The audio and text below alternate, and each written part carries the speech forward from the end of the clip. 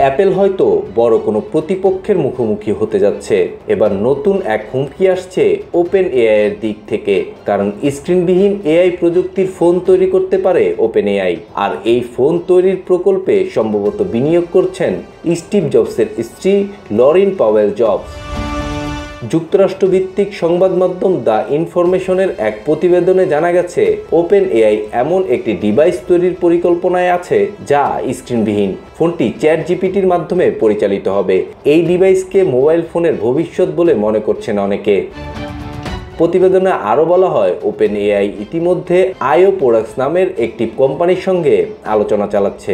উল্লেখ্য, ওই কোম্পানির প্রতিষ্ঠা করেছেন অ্যাপেলের সাবেক ডিজাইন প্রধান জনি আইভ এবং ওপেন এআইয়ের সিইও স্যাম অ্যাল্টম্যান। যদিও আইও প্রোডাক্টস এ ধরনের ফোন তৈরির কথা অস্বীকার করেছেন, তবে তাদের বিভিন্ন ধরনের স্মার্ট ডিভাইস তৈরির পরিকল্পনার কথা জানা গেছে।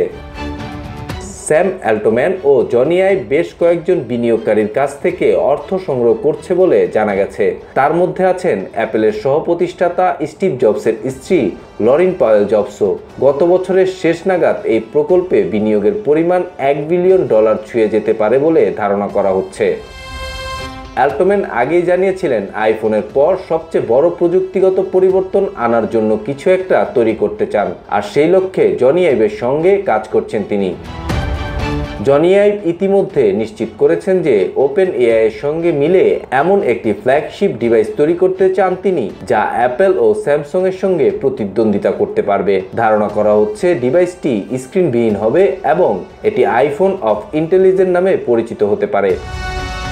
এদিকে অ্যাপেলও এখন নানা সংকটে রয়েছে। চীনের উপর নির্ভরতা, আইফোন 17 এর উচ্চ মূল্য এবং অ্যাপেল ইন্টেলিজেন্স প্রকল্পে দেরির কারণে প্রতিষ্ঠানটি এমনিতেই চাপে আছে। তার উপর যুক্তরাষ্ট্রের সাবেক প্রেসিডেন্ট ট্রাম্প ফের শুল্কের বিষয়ে কঠোর অবস্থান নিয়েছেন, যা প্রযুক্তিপণ্য আমদানিতে বাড়তি চাপ তৈরি করবে।